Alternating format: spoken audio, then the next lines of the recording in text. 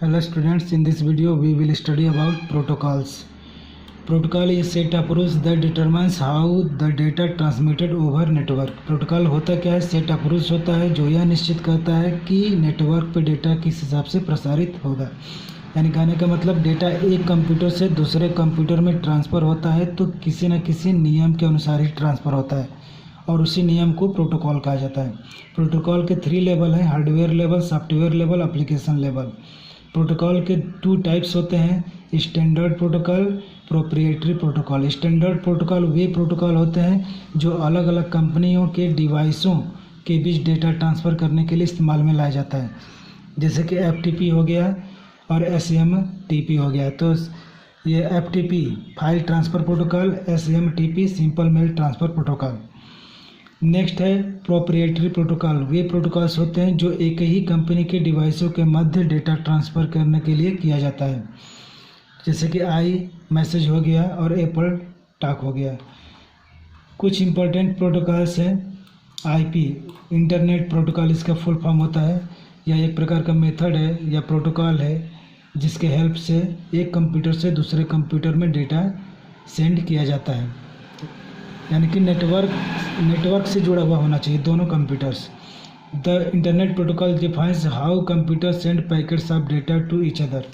यानी कि कंप्यूटर जो कि नेटवर्क से जुड़े हुए होते हैं वो एक दूसरे को डेटा पैकेट्स किस हिसाब से सेंड कर रहे हैं, इस चीज़ को डिफाइन करने का कार्य भी IP इंटरनेट प्रोटोकॉल का ही होता है।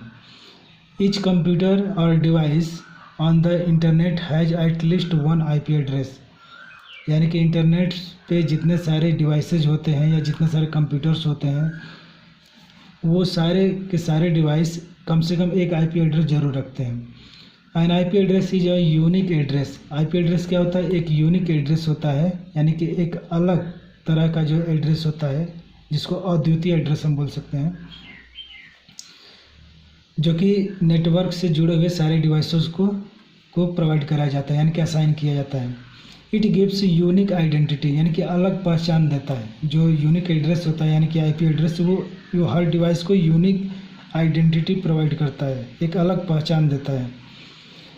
IP address consist of 32 bits. IP address जो है 32 बिट्स का बना होता है और हर IP एड्रेस 4 पार्ट्स में डिवाइड होता है और हर पार्ट का जो रेंज होता है वो रेंज होता है 0 से लेकर 255। तो यहाँ पे जो है आप देख सकते हैं, यहाँ पे एक एग्जांपल है IP एड्रेस का जो 4 पार्ट्स में डिवाइड है। ये पॉइंट है, तो ये 1 पार्ट, ये 2 पार्ट, ये 3 पार्ट और ये 4 पार्ट। तो हर पार्ट का जो रेंज है वो 0 से लेकर के 255 तक ही है, यानी कि 192 ये 0 और 255 के बीच का नंबर है। 168 ये भी 0 और 255 के बीच का नंबर है।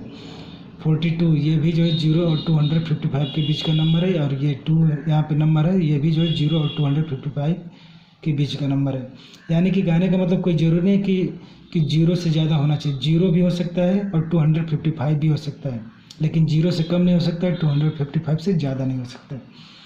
नेक्स्ट है TCP ट्रांसमिशन कंट्रोल प्रोटोकॉल। तो ट्रांसमिशन कंट्रोल प्रोटोकॉल क्या होता है? यह एक तरह का स्टैंडर्ड प्रोटोकॉल होता है और नेटवर्क कन्वर्सेशन को किस हिसाब से इस्टेब्लिश करना है, किस हिसाब से मेंटेन करना है, डेटा एक्सचेंज करने के लिए किस किस तरह के जो एप्लीकेशन प्रोग्राम्स का इस्तेमाल करना है, इन सब चीज़ों को डिफाइन करने का कार्य TCP का होता है, ट्रांसमिशन कंट्रोल प्रोटोकॉल का होता है। Transmission control protocol internet protocol के साथ जो है वर्क करता है, क्योंकि इंटरनेट प्रोटोकॉल का कार्य होता है हर पैकेट के ऊपर एड्रेस चिपकाना, यानी सारे पैकेट्स के ऊपर एड्रेस जो है चिपकाने का कार्य इंटरनेट प्रोटोकॉल का होता है। लेकिन TCP का कार्य क्या होता है? TCP का कार्य होता है पैकेट्स यानी डेटा को छोटे छोटे पैकेट्स में तोड़ना। जो भी डेटा यानी कि सेंड किया जाता है एक कंप्यूटर से दूसरे कंप्यूटर में, तो वो डेटा जो है छोटे छोटे पैकेट्स में डिवाइड हो जाते हैं। तो वो किस प्रोटोकॉल की वजह से डिवाइड होते हैं? तो TCP की वजह से।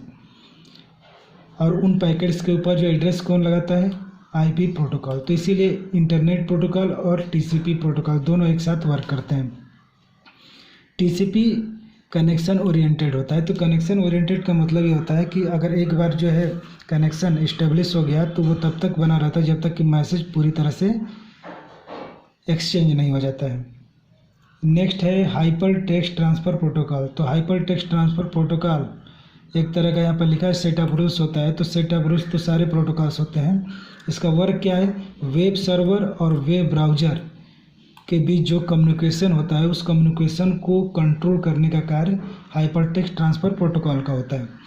यहाँ पे ये कह रहे कि हाइपर टेक्स्ट ट्रांसफ़र प्रोटोकॉल ये भी डिफाइन करता है कि जो मैसेज है तो मैसेज का फॉर्मेट क्या होना चाहिए, यानी कि मैसेज किस फॉर्मेट में होना चाहिए, मैसेज किस हिसाब से ट्रांसमिट होना चाहिए, और वेब ब्राउज़र तथा वेब सर्वर्स का जो एक्शन है, जो कार्य है, वो रिस्पॉन्स के तौर पर क्या होना चाहिए। तो इन सारी चीज़ों को डिफाइन करने का कार्य हाइपर टेक्स्ट ट्रांसफ़र प्रोटोकॉल का होता है।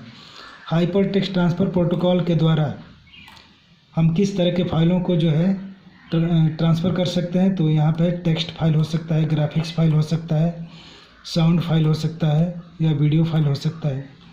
नेक्स्ट है FTP, फाइल ट्रांसफ़र प्रोटोकॉल। इसका ये फुल फॉर्म है। फाइल ट्रांसफ़र प्रोटोकॉल क्या होता है, ये भी एक तरह का प्रोटोकॉल है जिसका इस्तेमाल क्लाइंट कंप्यूटर और सर्वर कंप्यूटर के बीच कंप्यूटर फाइल को ट्रांसफ़र करने के लिए किया जाता है।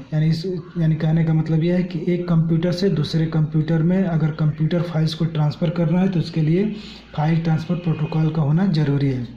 फाइल ट्रांसफ़र प्रोटोकॉल जो है क्लाइंट सर्वर नेटवर्क आर्किटेक्चर पे बना होता है। यानी कहने का मतलब कि इस तरह के नेटवर्क पे कार्य करता है फाइल ट्रांसफ़र प्रोटोकॉल। तो क्लाइंट सर्वर नेटवर्क ये किस तरह का जो है नेटवर्क होता है, यानी कि ये वे नेटवर्क हैं जिसमें जो है एक या दो कंप्यूटर सर्वर का कार्य करते हैं और बाकी सारे कंप्यूटर्स जो है क्लाइंट का कार्य करते हैं। तो इस तरह के नेटवर्क पे कार्य करता है FTP, file transfer protocol. Next है SMTP, यानी सिंपल मेल ट्रांसफ़र प्रोटोकॉल। यानी कि सर्वर्स के बीच, दो सर्वर्स के बीच अगर ईमेल मैसेज को सेंड करना है, यानी एक सर्वर से दूसरे सर्वर पे ईमेल मैसेज को सेंड करना है, तो उसके लिए सिंपल मेल ट्रांसफ़र प्रोटोकॉल का इस्तेमाल किया जाता है।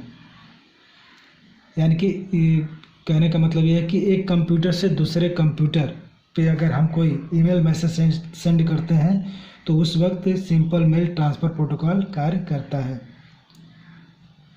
Most email system that send mail over the internet use SMTP to send message from one server to another. यहाँ पे ये कह रहा है कि बहुत सारे जो ईमेल सिस्टम्स होते हैं जो ईमेल मैसेज को सेंड करने के लिए SMTP का इस्तेमाल करते हैं। तो यानी कहने का मतलब यहाँ पे ये है कि अगर हम किसी कंप्यूटर को ईमेल मैसेज सेंड कर रहे हैं, यानी कि मैसेज को सेंड कर रहे हैं, तो उस वक्त जो है SMTP वर्क करता है। और जब हम जो है किसी दूसरे कंप्यूटर से ईमेल मैसेज रिसीव करते हैं तो उस वक्त भी SMTP ही वर्क करता है। SMTP जब वर्क करता है तो वो MTA के साथ वर्क करता है, यानी कि मेल ट्रांसफ़र एजेंट के साथ वर्क करता है। और ये इसलिए वर्क करता है ताकि जो मेल है, यानी कि ईमेल मैसेज है, वो सही कंप्यूटर तक पहुंचाया जा सके। क्योंकि नेटवर्क में बहुत सारे हज़ारों की मात्रा में जो कंप्यूटर्स होते हैं, तो किस कंप्यूटर ने रिक्वेस्ट भेजा है उसी कंप्यूटर तक ईमेल मैसेज पहुंचे, तो इसके लिए SMTP MTA के साथ वर्क करता है। नेक्स्ट है IMAP, तो इंटरनेट मैसेज एक्सेस प्रोटोकॉल, इसका ये फुल फॉर्म है। और ये जो है एक तरह का ईमेल प्रोटोकॉल होता है।